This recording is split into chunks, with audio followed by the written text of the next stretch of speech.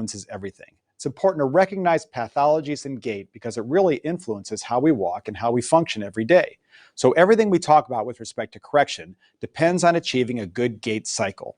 Heel strike is critical. When we strike with our heel, we take our anterior tibial tendon and we contract it to try to dissipate that force as we load the ground. It's important at that point to have a foot that's unlocked or in valgus, so we can accommodate that uneven surface at the same time. So that progression is critical. We want to start in valgus to make sure our foot is unlocked, our show parts joints are supple, so we can accommodate any type of variances in the ground surface. But as we progress on to toe off, we now want to make our foot form a rigid lever. And to do that, the Achilles tendon has to contract, the posterior tibial tendon has to contract to pull the hindfoot into varus. That allows us then to lock our show parts joints and then allows us to push off effectively so we don't have any laxity in that and our gait pattern could subsequently fail. With that in mind, we'll talk about 4 separate types of pathologies: forefoot, midfoot, ankle, and hindfoot. And we'll talk about that with respect to how it influences the gait on some way, shape, or form. We'll begin with forefoot. It's important to recognize that a lot of these tests revolve around correcting bunion deformities effectively. And so to correct them effectively, we have to begin with defining our deformity. Hallux valgus angle is measured first when we look at any type of pathology in the world of bunion surgery. We recognize that angle is measured as the shaft angle of the first metatarsal along with the proximal phalanx, normal less than 15 degrees. The intermetatarsal angle is less than 9 degrees, and that will measure the width between the first and second metatarsals, which gives us a good idea as to what magnitude of correction we require and what type of surgical procedure we will then use. Hallux valgus interphalangeus angle measures the tilt of the great toe in isolation, only important for looking to form a subtle correction at the end of this operation, such as an Aiken osteotomy. And finally, we look at something that's more common now, something not thought about 15 or 20 years ago, and that's the distal metatarsal articular angle. That angle is done to measure the slope of the first metatarsal head. We'd make this angle by measuring first a line across the shaft of the metatarsal and then dropping a perpendicular to that line, then making a second line directly along the axis or plane of that joint surface itself. It is that angle that allows us to establish whether we have a congruent or incongruent bunion deformity, which we'll talk about right now. So we recognize that there are 3 different types of bunions. Congruent bunion deformities have a matched slope of the metatarsal head to the proximal phalanx. You can see it here in this X-ray illustration. It's important to recognize that they have high DMAAs because that slope of the metatarsal head is increased. Incongruent joints have a lower DMAA. This is a more traditional bunion, something that you're more used to, and has a joint that doesn't match. And finally, we have arthritic first metatarsal phalangeal joint bunion deformities, which are treated in a little bit of a separate category. This entire construct matters because we want to, when we finish our bunion correction, to have an absolute congruent joint. If we create an incongruent joint through our bunion correction, we wind up getting significant stiffness and pain and arthritis in that joint surface. So taking a step back, we have a patient with an incongruent first metatarsal phalangeal joint, a stable first metatarsal cuneiform joint, and a lower intermetatarsal angle. In that patient population, we correct it through a distally based osteotomy, which allows us to shift that metatarsal head laterally and then artificially correct that significant intermetatarsal angle. Now we say 13, that's a relative number. Sometimes there are studies out there that shows that we can actually correct larger intermetatarsal angles, but by and large, the rule is to use something less than 13 is a distally based procedure. If we have a larger intermetatarsal angle, we instead choose some kind of a proximally based procedure to make up for that. It doesn't matter which type you choose. It can be a scarf or a Ludloff, an opening wedge osteotomy. What matters is the apex of this correction allows adequate alignment of that first metatarsal, which then corrects that bunion deformity overall once it's complete. And the third type of incongruent bunions are those that have a so-called hypermobile joint. These patients have generalized ligament laxity, like a thumb to forearm test, which is positive, or they can hyperextend their elbow. These patients are an entirely different pathology from what we just talked about. These patients instead require a fusion of their first metatarsal cuneiform joint or a Lapidus procedure to perform stability across that interface. Interestingly, in this patient population, orthotics have value. Orthotics don't help many patients with bunions, but those that have a hypermobile joint, that medial column posting in an orthotic takes the tension off of that unstable joint, derotates that bunion, and subsequently fixes the problem. Like I said from the beginning, it's very important when we finish a bunion correction that we establish a congruent joint. If we leave the OR with an incongruent joint, the toe is stiff and becomes arthritic. So whatever that requires, if we're doing a distally based procedure, we might have to correct a biplanar chevron osteotomy, which takes a little bit more bone, medial than lateral, to tilt that head back to neutral, or if we're doing a proximally based procedure, like you see illustrated here, we may have to make a secondary metatarsal head osteotomy to derotate that metatarsal head and reestablish congruence once it's all done. The final category I talked about was a degenerative or arthritic first metatarsophalangeal joint with respect to a bunion deformity. Those patients all end up with a first metatarsal phalangeal joint arthrodesis, and fortunately, that allows auto-correction of the intermetatarsal angle, so we have to do nothing else. We don't do a proximal osteotomy with it. We don't do a lapidus with it. We just do a first metatarsophalangeal joint arthrodesis, and we correct this entire pathology in doing so. Speaking of arthritis, we have hallux rigidus in the forefoot as well. It is the second most common condition in the first metatarsophalangeal joint and basically translates to stiffness of the great toe. We have different grades of this, which helps us to decide what surgery works best for this patient. We know grade 1 are simply stiff first metatarsophalangeal joints without a lot of osteophytes or spurs impinging across that interface. We have grade 2s, which are more common and more commonly tested, and those have osteophytes present with some joint space still preserved. And grade 3s are those toes with severe arthritic changes, joint space collapsed across the interface, as well as these large osteophytes present dorsally, and those are treated differently than grade 1 and 2. If we look at anything conservative in the forefoot that has some type of an arthritic condition, we want to stiffen the plantar surface of that shoe in some way. We might make a steel shank that accommodates that and prevents that bending stress from creating flexibility in the toe, or we can do that artificially with an insert, a carbon fiber insert with the so-called Morton's extension, which prevents that dorsiflexion bending of the first or second metatarsophalangeal joint and takes the stress off that and eradicates then the arthritic symptoms. Remember this for any type of forefoot pathology that's arthritic, we do some type of mechanism like you see here to stiffen the bottom of the shoe.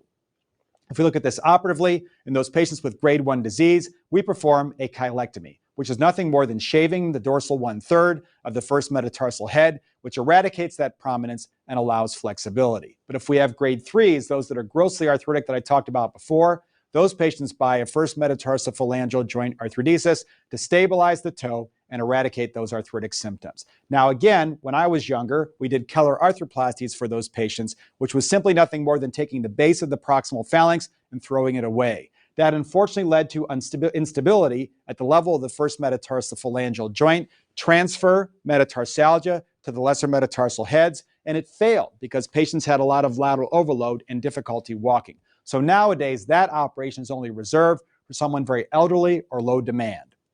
We look at turf toe. That's an athletic injury occurring from a forced dorsiflexion injury to the first metatarsophalangeal joint. It's an avulsion of the plantar plate, and subsequently, if it's a complete rupture, proximal migration to the sesamoids, an important point to know, and we'll talk about it in a second. This is a traumatic injury that occurs in some way, shape, or form from that forced dorsiflexion that creates subsequent pathology that can become devastating for the athlete, or specifically the running athlete. There are a variety of grades of turf toe. Grade 1 is treated very simply by immobilization, as is grade 2. Those are simple sprains of the great toe where we have some type of small rupture to the ligamentous complex, not complete or just a simple injury with a lot of swelling and bruising. If you're a grade 1, you're taped for 2 weeks, then you get back on the field. If you're a grade 2 with more of a partial strain, you're taped for 6 weeks, then you go back playing again with the toe taped. And again, like I said before, you want to stiffen that forefoot with that steel shank to try to prevent that bending stress from creating re-injury. If you're a grade 3, though, that's a very different animal. In that patient population, we see at least 3 millimeters of proximal retraction of the sesamoid. We might take the toe under fluoroscopic imaging and see the sesamoids aren't moving as we move the toe up and down. And in that patient population, they warrant a repair of that plantar plate. If you don't repair it and you leave it alone, you wind up with a so-called cock-up toe deformity, which is miserable for a professional athlete, especially a wide receiver, or someone that sustains this type of injury because they can't run anymore. They end up getting a lot of pressure off the forepart of their foot, and they have difficulty doing their athletic activities. So it's important to recognize that if you see a grade 3, repair it early. Lesser toe deformities are those that we see, and it's simply rote memorization. A hammer toe deformity is extension at the metatarsophalangeal joint, flexion at the proximal interphalangeal joint, and extension at the distal interphalangeal joint. The claw toe deformity is the same, except now we add flexion of the distal interphalangeal joint, and the mallet toe is isolated flexion of the distal interphalangeal joint. There's another toe deformity you have to think about as well. This is a coronal plane deformity of the digit, which we see because there's multiplanar or multidirectional instability of that second metatarsophalangeal joint. In that patient population, they have some type of disruption of the ligament complex, whether it be the plantar plate where it all starts, it eventually migrates to the weakened collateral ligaments of the digit. If those ligaments start to attenuate, then the second toe starts to drift over the great toe, and that is subsequently then called a crossover toe deformity. Very different as a part of this process. They may have a tertiary claw toe as a part of it as well, but recognize that that deformity creates a secondary problem you have to address. If we do have claw toe deformities, we look at them as rigid or stiff that we can't correct, or flexible, those that we can correct. If it's a rigid deformity, we end up fusing in some way the proximal interphalangeal joint to maintain that stiffness in combination with soft tissue procedures. If it is a flexible deformity, if we can straighten it out, then we don't do any bone work. It's all done through tendon transfer procedures such as a Girdlestone-Taylor, where we take the flexor and we transfer it to the top of the toe that pulls it back down and straightens it out artificially because of that. If we have a mallet toe deformity, fortunately, fixed and flexible is treated the same. We perform a resection arthroplasty of that distal interphalangeal joint with a tenotomy of that flexor tendon to get that to straighten out sufficiently. Claw toe deformities are treated very similar to hammer toe deformities, except now we add pathology at the metatarsophalangeal joint. And we have to shorten that to decompress that joint and realign that as well. And in flexible deformity, again, it's very similar to what I talked about before, tendon transfers and soft tissue lengthenings. If it's a fixed deformity, we add some type of distally based osteotomy to the metatarsal to shorten that, decompress the joint, and allow it to restore or reestablish an anatomic position. That's similar to what we see in crossover toe deformities as well, because as I said before, there's significant pathology to the metatarsophalangeal joint. Now with that multidirectional instability, we have to find a way to pull the toe back out straight so it's no longer drifting over the second toe. We do that through a variety of tendon transfers. Generally, we use the extensor brevis. We weave it deep to the ligament, and that pulls the toe back over to maintain that anatomic alignment. That's done in conjunction with the standard procedures that we talked about with claw toe deformities. But if it's rigid, if I can't simply passively correct it, then I have to do just like we talked about before. I have to take that metatarsal itself and shorten it to decompress the joint and allow it to articulate more effectively. Freiberg's infraction is an alteration, or say a sort of a variation of arthritis. What it is it's an infraction, right? And an infraction is an ischemic process that basically allows this to occur precipitated by trauma in some way. It eventually can become an infarction or complete necrosis of the bone, but in the beginning it starts as an infraction. It has a very predictable progression when it occurs. We know that we begin with central resorption of the metatarsal head, then it progressively collapses over time to the point where we've got a significant arthritic second metatarsophalangeal joint. Conservative, we talked about it before, we take some way to stiffen the forepart of the foot with a carbon fiber insert, a Morton's extension, preventing that bending stress from occurring, and then taking the stress off of that second toe, stiffening it. Remember that. Operatively, we want to go ahead and first begin with some type of joint debridement, removing all of that bad tissue around that site, and then we want to get good cartilage present at the level of that joint surface itself. Well, fortunately, in Freiberg's infraction, it rarely affects the plantar cartilage here. So instead what we do is we do a dorsal closing wedge osteotomy of that metatarsal head itself and derotate that plantar cartilage to let it articulate normally across that interface. We never excise the metatarsal head in isolation. In fact, in all of foot and ankle, never take out an isolated metatarsal head, because invariably you will create transfer metatarsalgia to those adjacent to it and then create subsequent pathology there as well. And that is Freiberg's infraction. A bunionette deformity is the opposite of a bunion. Now we have pathology on the fifth metatarsal head. We used to call those Taylor's bunions because really what occurs here is bursitis over a prominence on the outer border of the foot. That bursitis can occur because Taylors used to sit cross-legged on the floor, then they'd wind up getting friction over that bump, that would become inflamed and subsequently symptomatic. There are three types of bunionette deformities as well. There is a type 1 deformity where there's simply enlarged metatarsal head without much of a change in width between the fourth and fifth metatarsals. There is a type 2, which is a congenital bowing of the shaft itself, again creating more widening between the fourth and fifth metatarsal heads, and a type 3, which is more traditional, like the bunion deformities we talked about before, where there's a true widening between the fourth and fifth metatarsal shafts themselves. Again, we talked about before, we don't take out metatarsal heads for bunionette deformities, just like we don't do it for Freiberg's infraction. Instead, we do something of osteotomy, just like we do on the medial part of the foot, to decompress that surface itself. We also don't do simple shavings for that same reason that we don't do shavings or silver bunionectomies on the inside border of the foot. In this case, we do a chevron osteotomy, which is limited by the width of that metatarsal shaft. Because that shaft is so thin at the fifth, we can only shift it 3 to 4 millimeters and gain only about 3 to 4 degrees of correction because of that. Type 2s and 3s are treated the same, so you don't really have to recognize which one you have in a test question. We go ahead, though, and make sure when the widened intermetatarsal angle is present, we treat that through a mid-shaft osteotomy of that metatarsal shaft itself. We want to go ahead and derotate it. We can change the angle of our blade to lift this up a little bit or plantar flex a little bit, depending on the position of the fifth metatarsal, but allows us to truly decompress that surface, then in combination with a medial collateral release to straighten out the toe. Unlike what we talked about in bunion deformities, we don't do crescentic or proximal osteotomies on the side of the bunionette. Why? Because we're essentially devascularizing that shaft, creating a true Jones fracture across that site, and there's a high non-union rate because of that. So make the osteotomy in the midshaft instead. Morton's neuroma is a dilated nerve generally between the third and fourth metatarsal heads. There, in fact, is located in that region, and there's a lot of pathology on the bottom of the foot that we already talked about. We know we've got the plantar plates here that can create those crossover toe deformities. So it's important to find a way to examine for Morton's neuroma that's very specific in that interspace between the third and fourth or second and third metatarsal heads. So we choose the Mulder's click test, which allows us to essentially deliver that neuroma to the dorsum of the foot between the metatarsal heads, and then we squeeze them together as we're delivering that nerve to the plantar surface of the foot, and that creates a click and subsequent pain that radiates into those digits. That's the diagnostic test for Morton's neuroma. If we treat them conservatively, we obviously have to modify our shoe wear. We need a wider toe box shoe that puts less stress on that nerve. We avoid high heels, which drives that nerve into the ground, and we can try cortisone injections, though we recognize that only about 14% of patients get relief after that first injection, so multiple injections tends to create more structural pathology rather than helping this patient in the end due to ligament laxity from that repetitive use of cortisone.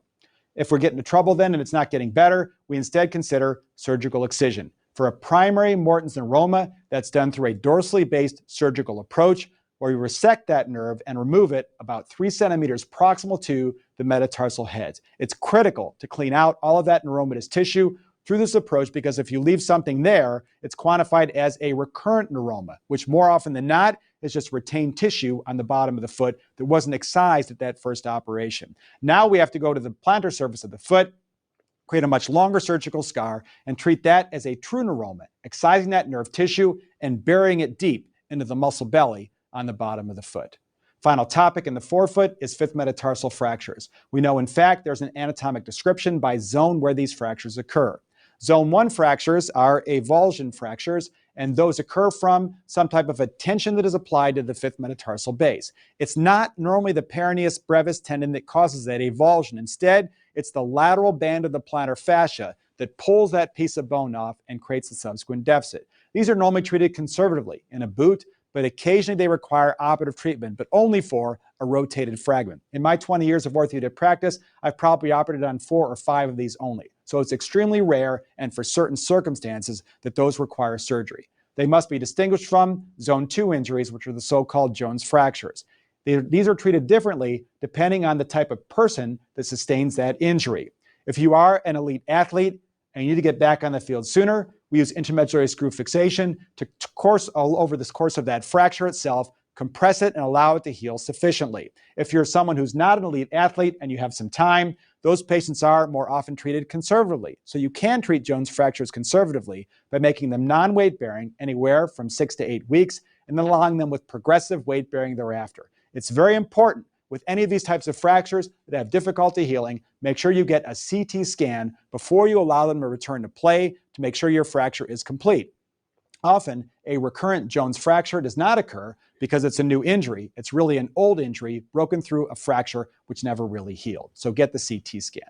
The other important point with any lateral pathology to the foot, fifth metatarsal fractures, peroneal tendon injuries, ligament sprains, look for hindfoot varus, especially on your test question. I'll try and trick you up on that. If you see hindfoot varus, make sure you add a calcaneal osteotomy to realign the hindfoot and take the tension off the outer border of your foot or the athlete's foot before they return to play.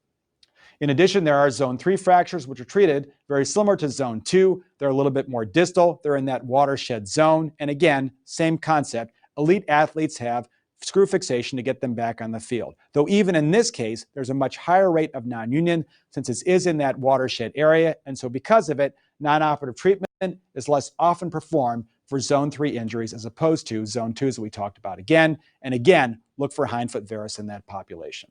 Let's move on to midfoot. In midfoot situations, we have to first look at the foot as 3 separate columns. In order to assess these columns, we do what we call the piano key test. The piano key test is simple. We take each metatarsal and we move it up and down just like you would a piano key. And that will elicit specific pain at whichever joint may be structurally involved. This is a good test because basically when you do an x-ray of the midfoot, you see arthritis everywhere and it's hard to discern which joints are symptomatic. The piano key test allows you to do that by testing each joint surface in isolation. The column theory I talked about before, the medial column gets about 3.5 millimeters or mid-grade of dorsal plantar motion with manipulation. The middle column has much less than a millimeter of motion across that site, but ironically, it's the most symptomatic column in the mid portion of the foot. The lateral column gets 13 millimeters of motion across that site, the most mobile and yet the least symptomatic in the world of arthritis in the mid portion of the foot. If we look at conservative care, again, we're talking about foot arthritis. When we have an arthritic condition, we want to make the sole of the shoe stiff. It has no bending stress about it, unless it takes the tension or stress off or compressive stress off of those arthritic joints. However, in midfoot arthritis, we now can add an orthotic, which is not as effective in forefoot arthritis. The orthotic we make here for midfoot arthritis must be made of plastizote, a very soft material that allows accommodation of activities and takes stress off of those joint surfaces while not trying to overcorrect. If you try to overcorrect and push it up more aggressively, you'll wind up getting increasing pain across that mid portion of the foot. So use plastizote, make sure it's soft, make sure it can accommodate the ground surfaces in doing so as a conservative care option. Arthritic changes in the midfoot are treated by arthrodesis. It's important that we reduce the deformity when we do this arthrodesis. And the other important rule to recognize is we only fuse the middle and the medial columns. The first, second, and third are the only ones that we fuse because those are expendable joints given their limited motion.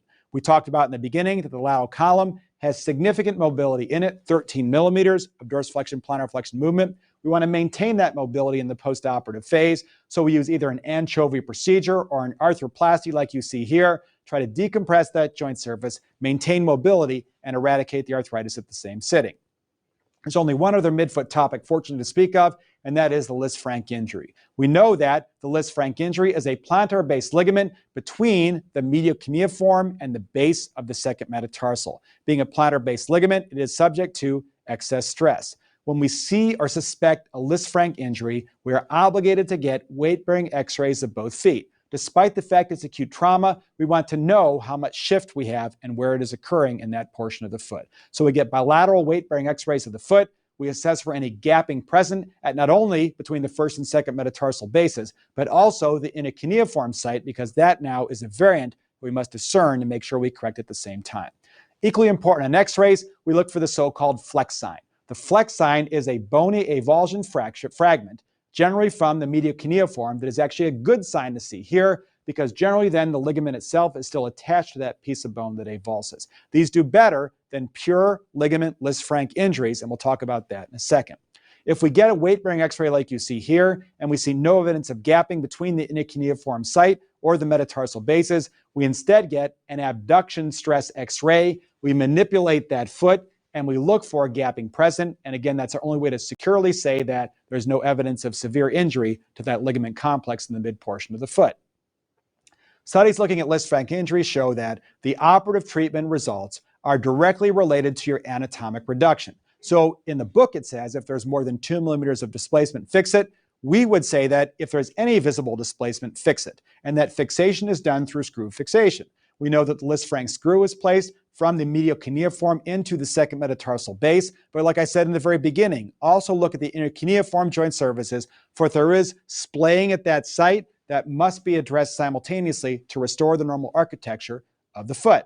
Now in this day and age, we look at these so-called bridge plates, which traverse these joint surfaces themselves, it's become offensive to put screws across the first and second metatarsal bases. I will tell you that there's not really any literature yet that shows that. Those patients have better outcomes, but it is a trend towards avoiding violation of the cartilaginous surfaces, which makes sense in the world of orthopedic surgery, which is why we're doing it. But again, there's no statistics that show that that does functionally better than the older techniques of having screws traverse those joint surfaces themselves. Like I said before, we want to maintain our mobility of the lateral column, a fundamental theme in arthritic pathology of the midfoot. So in this case, we don't put plates or screws across the lateral column, the fourth and fifth TMT joints. Instead, we use K-wires, which traverse those joint surfaces, and then we pull those early to allow that mobility to be maintained. Most of the stability comes from the medial column regardless. One additional point, we know in the world of Lisfranc injuries, like I told you from the very beginning, pure ligament Lisfranc injuries don't do as well as those that have a bony Lisfranc injury in some way, shape, or form. So there's been one randomized prospective study that evaluated outcomes in pure ligament Lisfranc injuries, whether they were fused at the midfoot or instead if they were treated by traditional methods. And that study found with a statistically significant difference that patients did much better with an arthrodesis of the midfoot rather than joint preserving operations that I just spoke about to treat that same pathology. So if you have a test question that looks at pure ligament Lisfrancs, we treat those primarily through arthrodesis based on this study. Let's move on to the hindfoot. In the world of hindfoot, we have a variety of bones here that we must make articulate. Now we're getting into that region that it becomes extremely important, going back to that gait discussion I gave you before, to make sure we achieve a balanced foot once we're all done. The accessory navicular develops from some type of secondary ossification center off of the base of the navicular. The incidence in the general population is about 10%.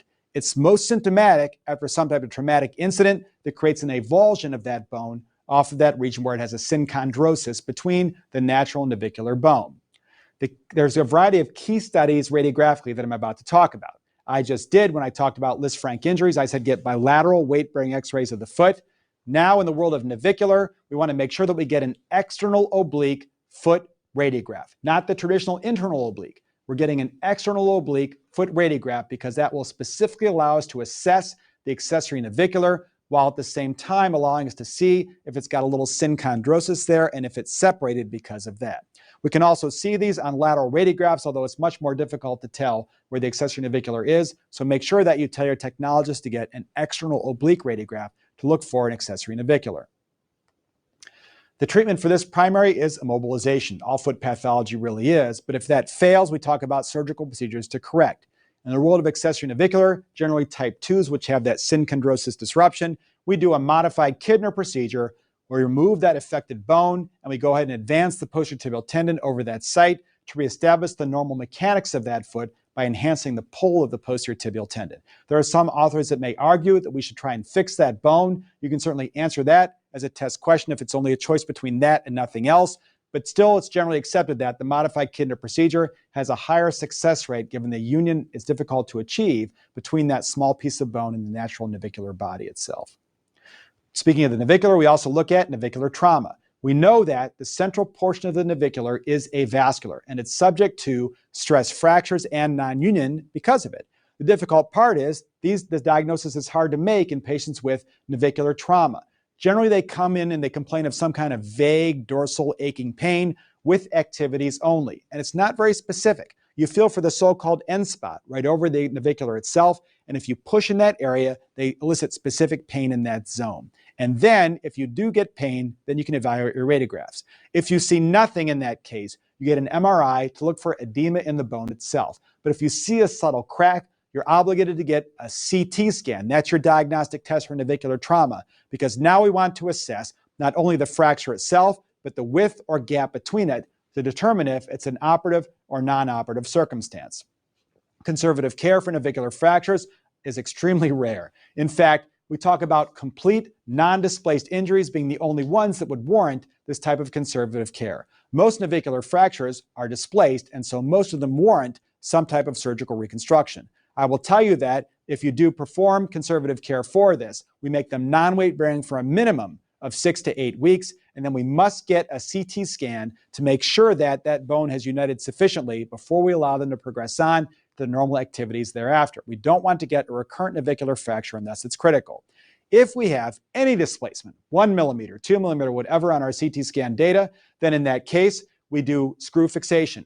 Those screws run from lateral to medial. I told you before about the plane of that fracture and where it runs. Now, we can't make those screws particularly perpendicular to that plane because that plane is dorsolateral to plantar medial. If we try to put screws way down low here to go perpendicular to that plane, we wind up causing blockage with the cuboid, and they're very difficult to place. So instead, in navicular trauma, though they go lateral to medial, they still go more dorsolateral to plantar medial just to gain compression across that site. And that's always a question people ask me about, and that's why. If we have a chronic navicular fracture, we then open it up and bone graft the margins and give it a chance to heal sufficiently. And again, like I said before, with conservative care, a CT scan is always required before you allow that athlete or individual to return to play or use it. The navicular is like a nutcracker effect. Every compressive stress across it can create further fracturing and fragmentation, so that bone has to be solidly healed before that athlete can get back in the game because of it. Tarsal coalition occurs because of a failure of differentiation and subsequent lack of joint formation. There are a couple of varieties to speak of. The first being the talocalcaneal coalition, and the second being the calcaneonavicular coalition. They're roughly about 50-50 with respect to incidence, and it's important to note that you may have this and not even know about it. It frequently doesn't present until you sustain an ankle sprain or some type of trauma across that site. In patients that have a tarsal coalition, we recognize that. Again, we have key radiographic views to look for. We always get a lateral weight-bearing view to look for this so-called talar beaking, which can occur because of lack of rotation or varus valgus tilt to the hindfoot, which creates subsequent stress at the talonavicular joint and those osteophytes developing. If we suspect a calcaneonavicular coalition, we now get an internal oblique X-ray of the foot. Not external, like we talked about with the accessory navicular. Now we get an internal oblique because we can define carefully whether we have a calcaneonavicular coalition. The key radiographic markers, if you suspect a talocalcaneal coalition, is a Harris axial view. That will show you the middle facet and as such give you good information as to whether that coalition is complete or partial because of it. If we treat these operatively, it involves resection of the coalition itself. We know that if we have a younger individual, less than 14 years old, symptomatic cases, more often they wind up with resection of the coalition with bone wax interposition. There was a study done years ago that said that if you have more than 50% of the joint that's fused in the tarsal coalition, that you should fuse the rest of it. Go ahead and do an entire subtalar fusion in those patients that have a coalition of the subtalar joint or talocalcaneal coalition. But it's important to note that 50% involves the total articular anatomy of the hindfoot and the posterior facet. So if you have a patient that has a complete coalition of the middle facet, that still is very small in comparison to the total articular anatomy of the posterior facet and the anterior facet, and those patients don't warrant fusion. So when you make that assessment, make sure you understand that it's the total surface of greater than 50% that then warrants fusion of the subtalar joint. Tarsal tunnel syndrome is a compressive neuropathy to the tibial nerve. Multiple causes. You can have some type of space-occupying lesion, engorged veins, or some type of mass that occurs pressing on that nerve in that very tight zone in that region. These patients, like navicular fractures or navicular stress fractures, have a very diffuse symptomatology. They basically complain of some type of diffuse burning pain on the plantar surface of the foot that creates this type of irritation across that site. The diagnostic modalities, we know that the two-point discrimination is probably the earliest disturbance that you will see in this population, so start with that first on the plantar surface of the foot, assessing both the medial and lateral plantar nerves. We know, in fact, that an MRI is appropriate in these individuals to make sure that they don't have a space-occupying lesion. We're looking for a schwannoma because they have much better results if they have nothing visible on their MRI.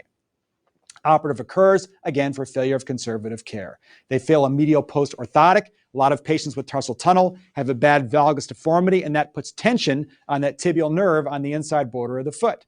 If we give them an orthotic, we try and decompress that region where the tibial nerve is under tension. But if that fails, they wind up getting a decompression, which you can see is through a long incision. It's not a very small incision. We want to make sure that we release the entire tarsal tunnel all the way down the first branch of the lateral plantar nerve. And in fact, the best results are seen in those that have a mass. If you have a schwannoma or a neurolemoma, you have a greater than 90% success rate with tarsal tunnel surgery. If there's nothing in there except for engorged veins, the success rate drops to about 50%, and you must counsel your patient on that before you begin the operation. Now here come my two favorite topics in the world of foot and ankle. The first is adult-acquired flat foot deformity. We know that adult-acquired flat foot deformity comes from some type of posterior tibial tendon pathology. We recognize that the posterior tib has a hypovascular zone where the blood supply is compromised about 2 to 6 centimeters proximal to the insertion of that tendon and about 14 millimeters in length. That occurs right where that tendon courses behind the medial malleolus, and the repetitive friction can create irritation of that tendon over time. We know, however, that the ultimate failure is the spring ligament. You can cut the posterior tib and let the patient walk, and they don't immediately develop a flat foot deformity because of it. It's that repetitive stress on the spring ligament that eventually creates that flat foot deformity progression and subsequently causes the deformity to go into abduction and rotation and the deformity we're used to seeing in those patients with posterior tib pathology. A simple test, like we talked about from the very beginning in the world of gait. We do a single toe rise. When you go up on your tiptoes, you have to pull your posterior tibial tendon into inversion to lock your show parts joints and allow you to go up and down on your single tiptoe. That's why that test is so valid. We know, in fact, that if the tendon is intact or competent on some level, you can easily do a single toe rise to accommodate. You can do that rigid lever for push-off because of it. The tendon itself has a very small excursion. It only moves about 2 centimeters within that tunnel. So if there's any type of deficit within it, it compromises it enough to not let it create that rigid lever, and patients don't get that varus tilt and subsequent ability to go up on that tiptoe. So we can look at flexible versus rigid deformities because of that toe rise deformity thereafter. Conservative care revolves around an orthotic, and that orthotic used depends on how bad the disease is. If it's a very early condition with some mild abduction deformity, those patients get a medial post-orthotic. If they start getting lateral column symptoms at the fibula interface with the calcaneus, now we have to derotate the calcaneus as well, and those patients get a UCBL or University of California Biomechanics Laboratory orthotic to subsequently support the calcaneus and avoid that subfibular pain. If it's further along the line, now they've got stage 3 disease, which is rigid and arthritic, they get a so-called lace-up brace across the site or a zona brace to give them enough stability present and eradicate that subfibular pain. And if now they have ankle pathology in later term posterior tib insufficiency, they wind up getting an ankle foot orthosis to correct the entire construct.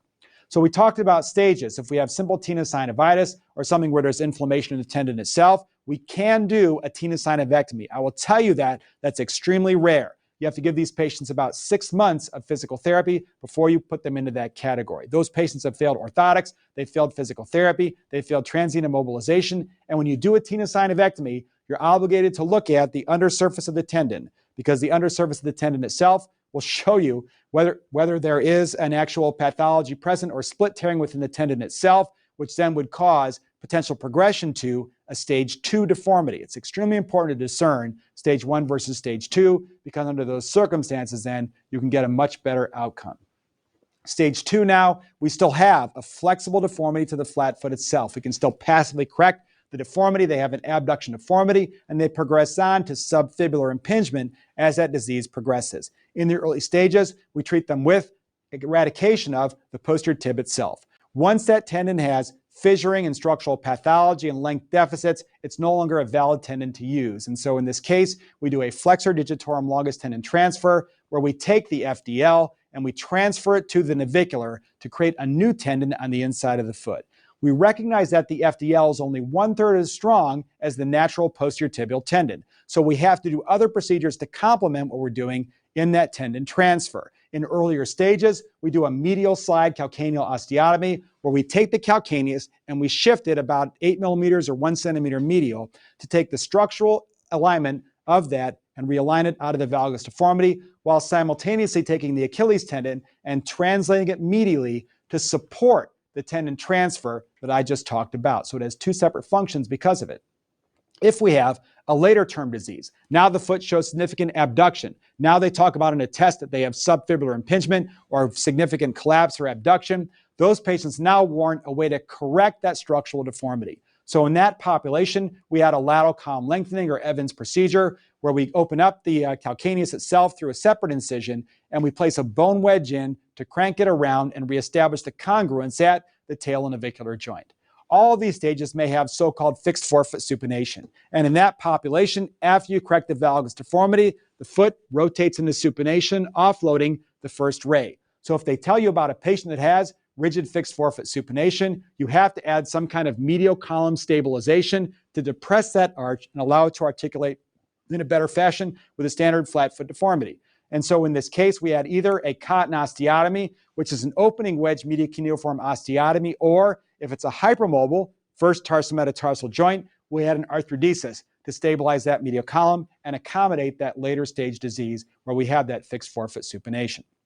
We talked about even later stages where the deformity becomes rigid. We talked about Arizona braces or lace-up braces to make up for that deficit. If they come to an operative situation, they then warrant a triple arthrodesis. It's important when a triple is done that it's done to correct the deformity simultaneous. You don't want to do a triple and have a rigid deformity present, which is of poor alignment, because you'll wind up getting a more miserable patient than you had when you started with. And finally, we talk about stage 4 disease, where it becomes later stage, and the deltoid ligament now has pathology, and there's tilt to the ankle joint once it's all done.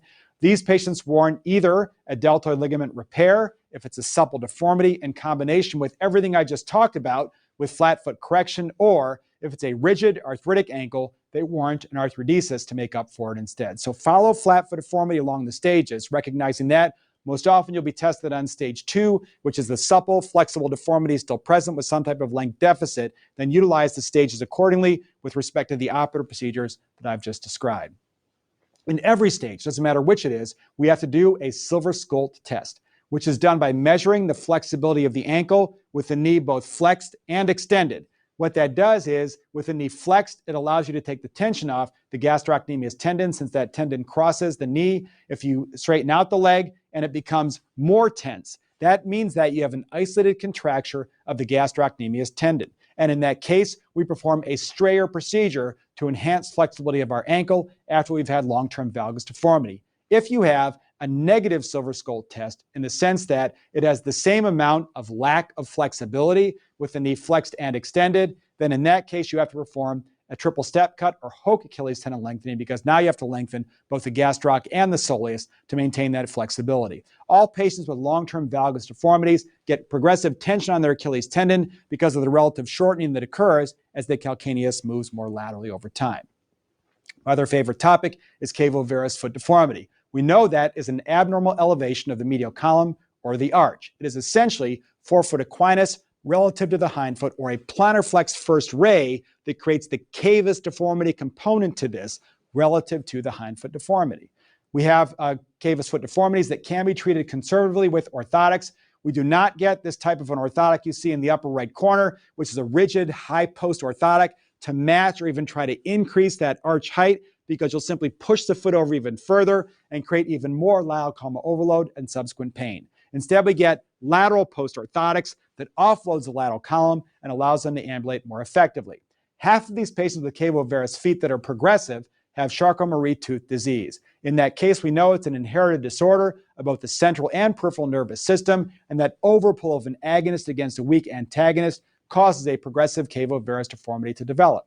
The Coleman block test is a great method to assess the fixed forefoot deformities that you may have. Like I said before, in cavus foot, you have that fixed translation of the forefoot of the first ray into more and more plantar flexion. So what the Coleman block does is it offloads that. If you take your block or your book and you place it lateral to the first ray, you've now freed up your first ray and offloaded it. As the patient applies pressure now on the book, if the forefoot is offloaded and the hindfoot tilts more into valgus or neutral, you recognize that this is a forefoot-driven cavo-varus deformity. It's important to recognize that, because this will depend on how we treat it or correct it once it's done. If we use the Coleman block test and the hindfoot stays in varus after offloading the forefoot, we recognize that it's not simply a forefoot-driven deformity. Instead, there's rigid hindfoot varus commensurate with that. And like I said before, this all helps us out with how we treat it operatively. If we have a forefoot-driven cavo-varus deformity, makes sense. We want to offload the forefoot. So we do some type of first metatarsal dorsiflexion osteotomy or dorsiflexion arthrodesis at the first metatarsal cuneiform joint to lift up that medial column, take the tension off it, and decompress that varus deformity. If they have an incomplete Coleman block test and the hindfoot is still in varus after you've offloaded that first ray, you must add a closing wedge calcaneal osteotomy to decompress that joint surface and, more important, derotate the hindfoot so it now achieves a plantar grade foot and you eradicate that cavo-varus deformity. All these patients with long-standing cavo varus develop a tight plantar fascia, just like the pes plana valgus deformity patients get a tight Achilles tendon. So you might have to do a Stindler plantar fascia release to decompress that region as well. In addition, because I talked about before, the agonist-antagonist behavior, you may also have to add a peroneus longus to brevis transfer, because the longus is the agonist pulling tightly on that portion, the brevis is weak, and the longus to brevis transfer supplements the lateral column pull and reestablish a more natural or neutral deformity. Peroneal tendons themselves also require operative repair sporadically. We know that simple tenosynovectomy is done in patients that have fissuring or tears of the peroneal tendons themselves. We recognize that, however, that if over 50% of the tendon diameter is violated, we then have to add some type of tendon transfer to supplement this repair. If the longus is good and the brevis has a greater than 50% tear, we do a simple brevis to longus transfer. If, however, both the longus and brevis are affected and neither are working well, we instead have to find a new tendon to make up for that deficit, and we use the flexor hallucis longus tendon transferred to the fifth metatarsal base to make up for both peroneal tendons being absent or ruptured or in bad shape. It's an important point to know that for any peroneal tendon pathology, and like I'm about to talk about, any Achilles tendon pathology, we use the flexor hallucis longus as our workhorse tendon to make up for it. And like I said before, in both circumstances, any lateral pathology to the ankle and hindfoot, evaluate for hindfoot varus. Heel pain, often considered with plantar fasciitis, recognize that conservative care is the rule. 95% of patients get better with simple stretching protocols, including night splints to elevate that portion of the foot and take the tension off or actually increase some tension on the plantar fascia in combination with the stretching exercises that we talk about. Cortisone injections have very limited value because repetitive cortisone injections can cause rupture of the plantar fascia over time. In addition, we can consider operative intervention in these patients, but before doing so, we may consider shockwave treatment to treat plantar fasciitis. Success rate's only about 50% or so, but it may have some value in preventing you getting to this operative stage. In the older days, we used to cut the entire plantar fascia. Now we recognize that causes a significant flat foot deformity. So in this day and age, we instead remove only about a quarter of the plantar fascia medially, and most important, we decompress the first branch to the lateral plantar nerve, or so-called Baxter's nerve, because that nerve creates irritation at the heel as well, as it's pinching that deficit on the plantar heel. So we might remove the heel spur, but the heel spur itself is not the driving or offensive force. But like I said before, consider shockwave before you move to this, recognizing that all results in this category are not terribly that great.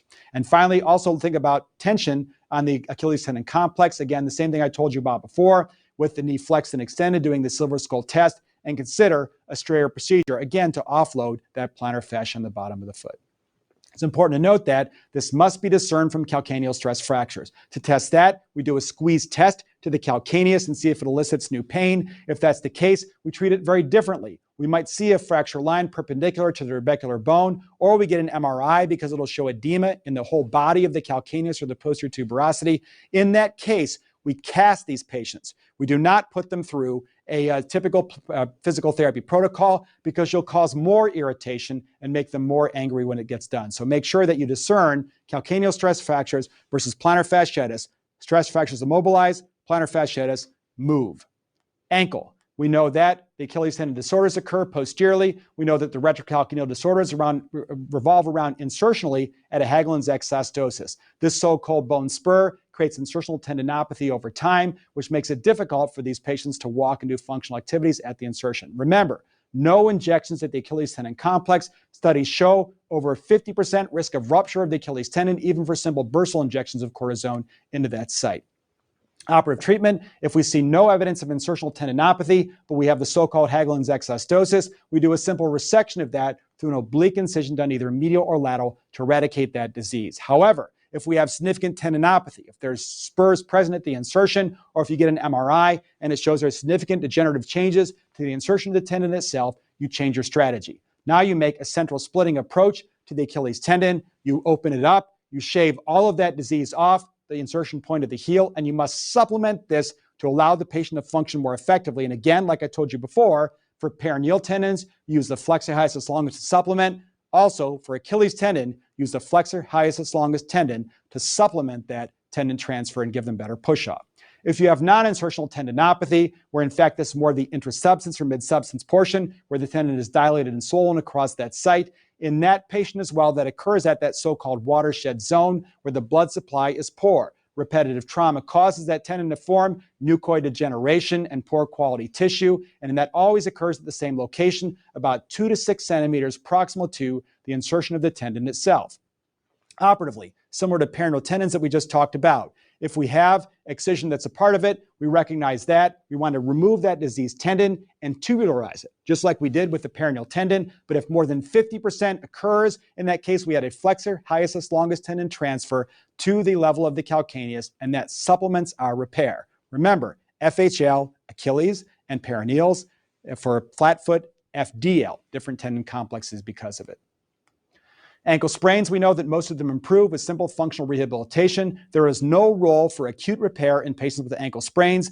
15 to 20% of them can have residual instability episodes. In that patient population, we look at that as either mechanical instability or functional instability. Mechanical is evident on stress radiographs as obvious deficits present in either the anterior fibula or calcaneofibular ligaments. Functional is more of a feeling of it giving away with activities. Fortunately, both of those are treated the same.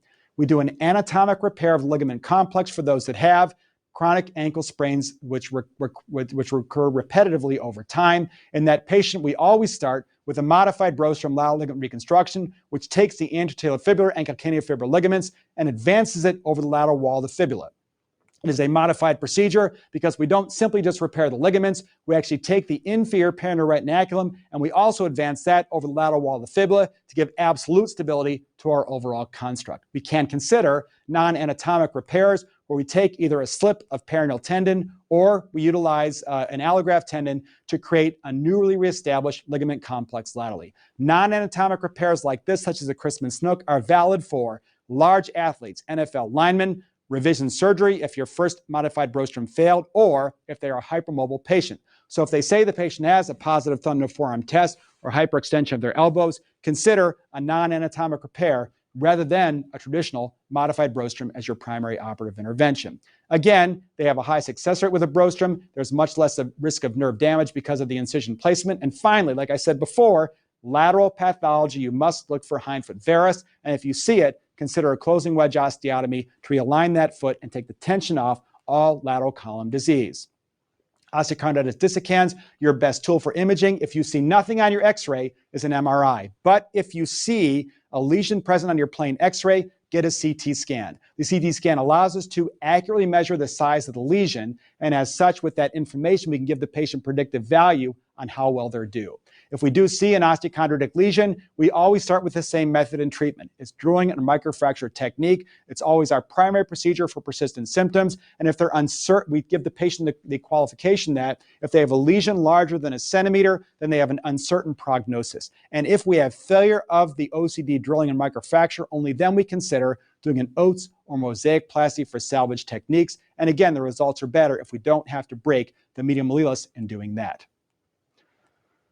The final topics are two systemic diseases, the first being rheumatoid arthritis. We recognize that 17% of all rheumatoid arthritic patients are detected in the foot first. That's why this matters. If you see someone with foot pathology that's severe like this, consider rheumatoid arthritis as a part of your primary diagnostic modality. We look at rheumatoid arthritis in a couple different categories. We know first that the forefoot, if we see it, we see subluxation at the metatarsophalangeal joint, these gnarly claw-toe deformities, these underlying callousing present, and conservative care is to put a soft insert in the forepart of the foot to offload those metatarsal heads themselves. Operatively, we consider, like we talked about from the very beginning at the world of arthritic first metatarsophalangeal joints, the traditional procedure for an arthritic rheumatoid forefoot with a bunion deformity or significant arthritic changes is to fuse that great toe. This is one time when you can resect metatarsal heads, but you have to resect them all. Like I said before, with Freibergs or with bunionettes, don't resect isolated metatarsal heads. If you're going to do the Hoffman resection to decompress that part where that metatarsalgia is so bad, you must resect all of them all the way across the board and pin the toes for about 6 weeks to give them adequate stability once it's all done.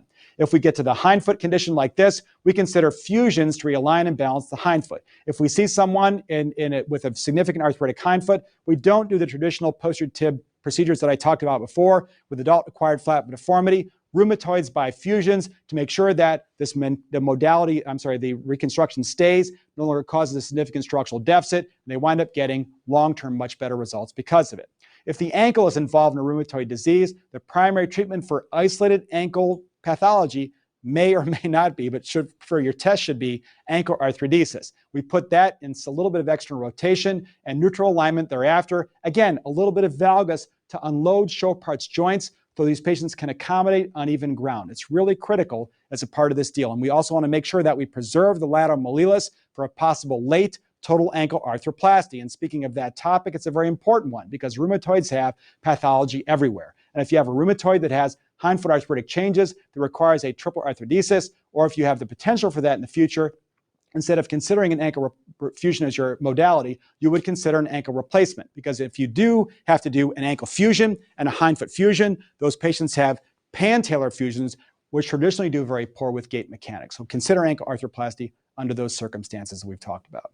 Diabetes has different types of neuropathy. We know that sensory neuropathy occurs in 90% of patients, and those that have some type of sensory neuropathic pattern over time, we look for this so-called 5.07 Semmes-Weinstein monofilament, which gives us protective sensation when we walk and gives us our best chance to minimize the risk of ulcers developing.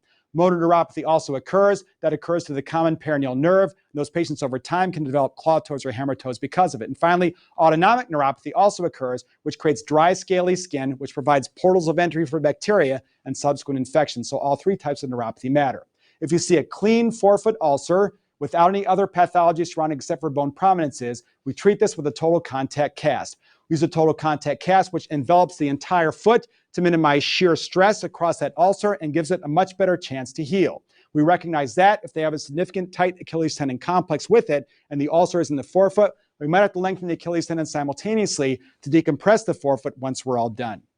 Total contact cast is the first line of defense unless we see a deep infection. If it's an infectious process now, they're often polymicrobial. We use broad spectrum antibiotics initially, and we have to get deep surgical cultures. They're the only ones that matter to make sure we target our specific antibiotics, the specific organism once it's all done. In patients that have Charcot disease, it's often confused with an infectious process. Have the patient elevate the leg for about 5 minutes or so. When they do that, if they have Charcot disease, the redness often goes away. If it's an infectious process, the redness does not go away. You can also get a bone scan and a tagged white cell scan to make that determination. The stages matter in the world of Charcot disease because if it is a Charcot disease itself, we want to make sure we operate in the so-called late stage or the consolidation stage, which may take upwards of 6 to 18 months before the bone quality is sufficient to allow us to do our major reconstructive efforts and rebuild these feet. And we do have to rebuild these feet if they're subject to chronic ulceration refractory to total contact cast care. In these so-called late stage 3 disorders, when we have patients that have these rocker bottom deformities that are severe, we can do surgical reconstructive procedures